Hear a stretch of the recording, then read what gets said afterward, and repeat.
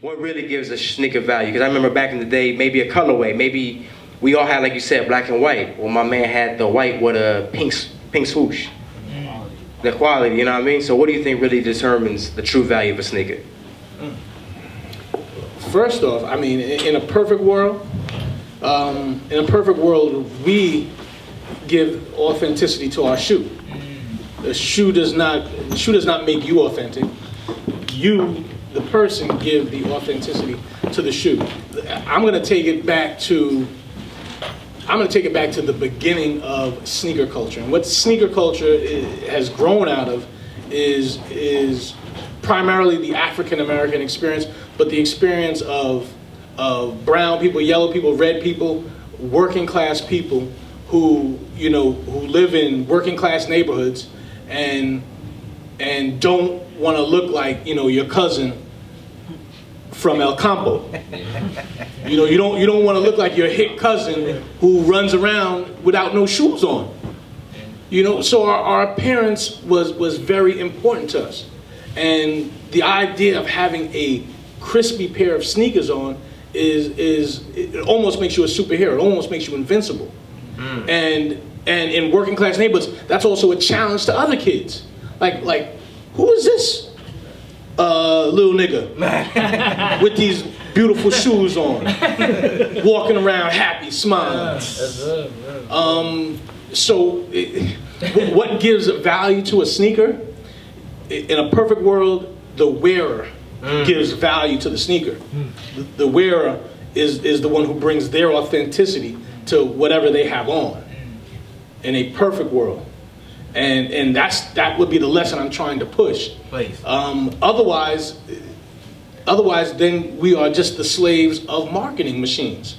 And marketing machines lead to somebody from Sneaker News. All right, tell people that there's only going to be 500 pairs made worldwide of the shoe, and that information gets published by outlets which are read by a lot of people, and then it becomes kind of fact. It becomes the de facto fact.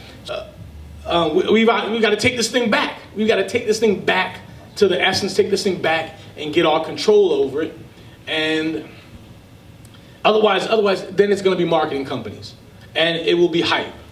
And we will forever be kind of boxed out from having something valuable, because every time you're chasing something, somebody can just pull the plug on it and be like, no, we're here, more restocks on that. No, guess what? We actually got 100,000 pairs of those, not just 100. And the bottom falls out. I'm happy that dude couldn't have resold that shoe in one night. I'm happy for that. But again, that person was there just for the hype. All right, that person's probably not authentic either. So I like to say that everybody here brings their authenticity, their swag, their style to their shoe, and y'all know who y'all are if y'all don't. But change that and Frauds, point them out. no. I want them to go home. I want the person hearing this right now to just look in that mirror and be like, you know what? I'm about to change my life. I'm about to get out of sneakers and just start wearing Crocs because I'm not really real. Bless, thank you. Round of applause for that one. Now, when we was at the other spot, you was telling me about, what was it, Whedon? Yes. Please share that story, because I thought that was really informative. Real quick. Okay. We all love Nike products. I mean, they're incredible. They're evolutionary, revolutionary. They're nuts. But the real MVP for Nike products isn't so much the manufacturing and the designers as it is the marketing company, Whedon and Kennedy. Now, Whedon and Kennedy has created all kinds of promotions for Nike. They took that Beatles song, You Say You Want a Revolution. Oh my God. They created the campaign Bo Knows. They created endless Jordan campaigns. Is it the shoes? So this marketing company was able to take athletic footwear, basically, the utilitarian item for people doing sports, and say, nah, this is going to become lifestyle items now. This is not just for sport. This is for you chilling. This is for you living your life. Whedon Kennedy made Nike a lifestyle brand. So they are the MVPs for Nike, and really the MVPs for the sneaker game overall. All right, I mean, you know, us poor folks were already living that lifestyle. Anywho, you know what I mean? Our basketball shoes were also our prom shoes, also our wedding shoes, also our, you know, got home from jail shoes, whatever they were. They were our dress shoes. No laces in the jail shoes. All right, they weren't just our sports shoes, they were our dress shoes. Weed and Kennedy took that notion and made that a global idea. That these things are not just for sport. As a matter of fact, they're really not even for sport. They're just for you chilling and hanging and looking good. So Weed and Kennedy. Real MVPs. Yeah, study them. All right, Loso, what gives a sneaker value, bro? In your eyes and in the eyes of the internet, which is now the public. So if I say in the eyes of the public, I'm talking about the internet, unfortunately. Well, you know what? Let me stop being one-sided. In the public and on the internet, what gives it value? What gives shoes the value? What gives shoes the value? Oh man. What gives the value? It's crazy, man. It's many outlets. I mean, there's people that don't wear what's hype. Some people that just buy. Like, I'm gonna use you as an example. Thank You got the Pumas. What else you do, dog? You got Pro Cats. Adidas, Converse. But your sneaker collection is dope. It's dope, and it doesn't make it different from my collection to your collection. Right. You know, it's different flavors. It's about what you like, and that's what's missing in the game. Nobody's doing what they like. They cop. My problem is I like everything. I'm a greedy bastard. I like every brand. I like Diodora. I like Reeboks. And I miss Reebok being on top. Reebok is one of my favorite brands, but right now Reebok is uncool. Like, people don't want to wear Reeboks. You know I think Reebok has the best Instagram page. If you've never been on their Team Reebok page, they got some great lifestyle shots. They repost great sales, collaborations. I'm mad I couldn't get those alien stompers, the alien ones. Yeah. Dog, those are tough. But it's you caught what you like. You know what I'm saying? You wanted the super high joints? No. That was like he wanted Sigourney Weaver's Alien 2s. Air Sigourney. Yeah.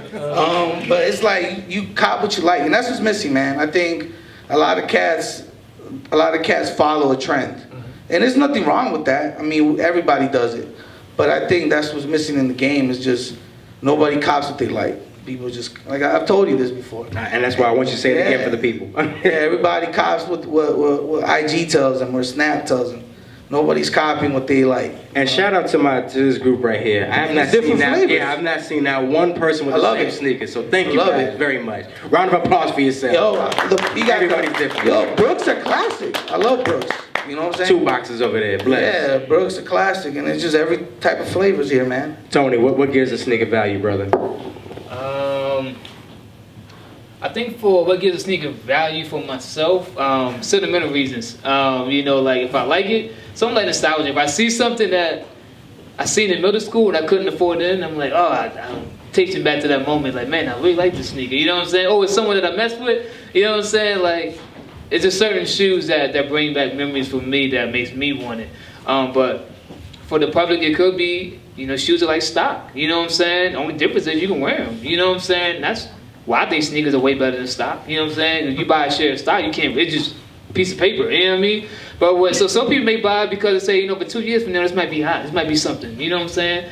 And who knows? Like, from 10 years from now, what the Yeezys are going to do? Like, who knows what value it's going to be? If you keep talking the way you're talking now, I don't know. You know what I mean? But it might be something crazy 10 years from now. Yeah. Next G in this nigga. Yeah, it might be next year. Exactly. You know, that's Doc Carter. Who knows? You know what I'm saying? Sure. Like, who knows? So I think some people, it could be, you know what I'm saying? Like, and I think people buy sometimes thinking ahead of time. Like, let me buy this now and then, you know, keep it on ice. 10 years might mean something. You know what I'm saying? But I think for me, I buy for what I like first and foremost. And but hype can increase the value of a shoe. Seeing someone influential wearing it can increase the value of a shoe. You know, putting propaganda like sneaker news, like they putting them information, like propaganda to hype it up, that can increase the value. There's a lot of factors that can. But at the end of the day, you as the consumer got to do a fact check. you know what I mean, and then see what it really is. Don't say fact check, especially after this 2016 election. Man, facts up anything nowadays. Okay, I'm a bad. I mean, but you gotta do your research. You know Yeah, what we I mean? do. No, do 3 Google searches, not just fact one. checks. You gotta do 3 Google searches. That's what it means to me. Bad, my man, 9.5. What gives a sneaker value, brother? 9-point fees, 8 letters, Christian OAs. So, you know, it's all about where you were at that moment. And, you know, just like everyone else here saying, what it means to you, right? So, I think the most valuable sneakers to me are a pair of K-Swisses. I don't know the name or the model. And the reason why they're valuable to me is because I remember my pops asking me, you know, RIP, you know, he asked me, thanks, sir. He asked me, he was like, hey, do you like these? You know, and this is when I was in middle school. I was like, no. You know what I'm saying? But he caught them anyways. My pops know high speed. Shout out to the real, you know. And he caught them anyways. You know what I'm saying? So if I ever came across these, you know, white and like platinum K-Swisses, I would cop them in a heartbeat, 9.5, you know. But it's all about where you were at that moment. Now, me personally, like, kicks for me, again,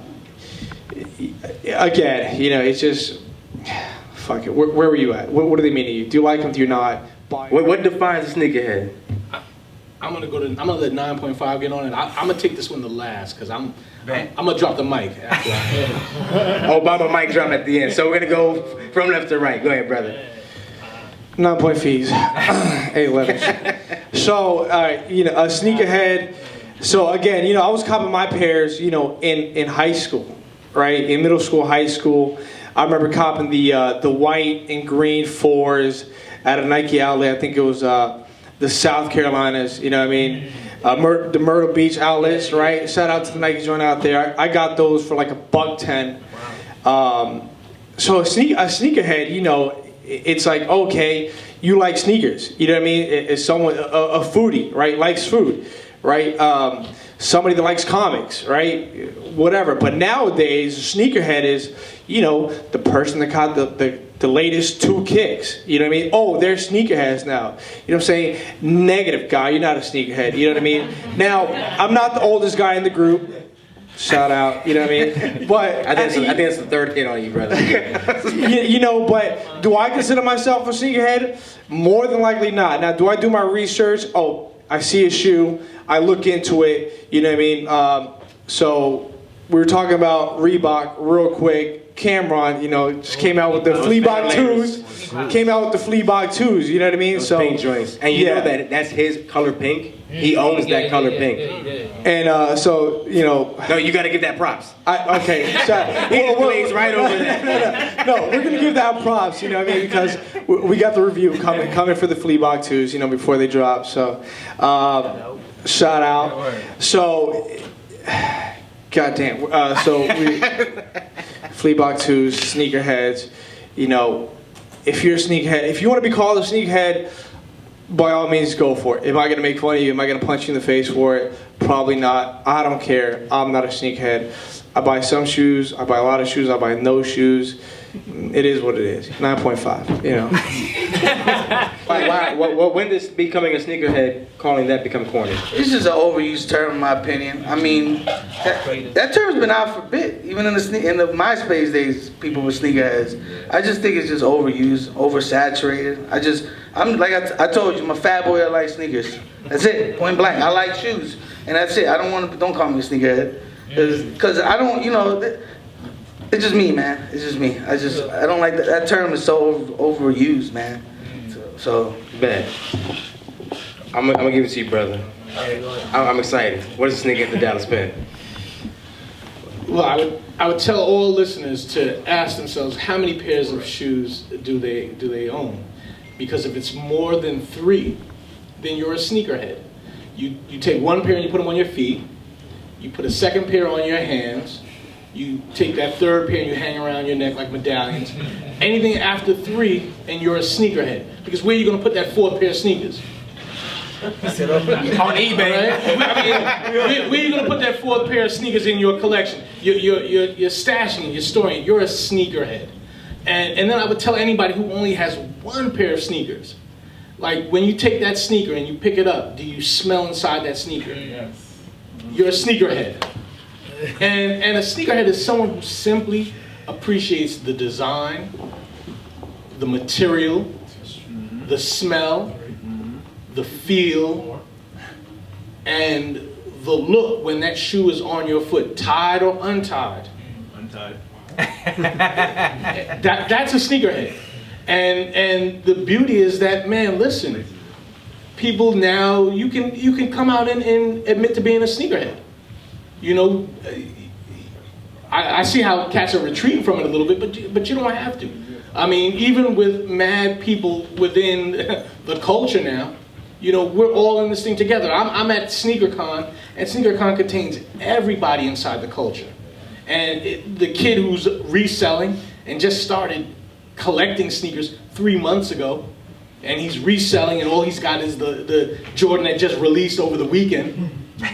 You know, up to the person who's, you know, in their 40s, approaching 50, and you know, is searching through SneakerCon trying to find a pair of Air Trainer 3s. You know, trying to find like that hidden gem that slept on gem for themselves. So, I mean, we're all here sneakerheads. And I mean, it doesn't define who we are in total, but it makes a part of who we are.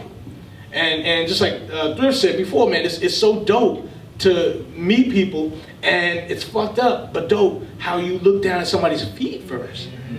You know, you shake their hand, take a quick glance at their feet, and decide, all right, can I fuck with this person? Like, how am I gonna fuck with this person? You know, and it's a fantastic intersection for having, you know, conversation and communication. But boom, after 3 pairs, or if you only got 1 pair and you smell that motherfucker, you're a sneakerhead. That moment. You're a sneakerhead. That's it. Bomb. So I mean, I would tell people, embrace it. You know, I understand that the culture is filled with a lot of doofy motherfuckers right now, a lot of speculators, a lot of people that you don't want to associate with. But that's all right. Don't worry. They ain't gonna be here for long. They ain't gonna be here forever. You know. But trust me, I've been here for forever. They come and they leave. They come and they leave. Don't worry about it. Stay true.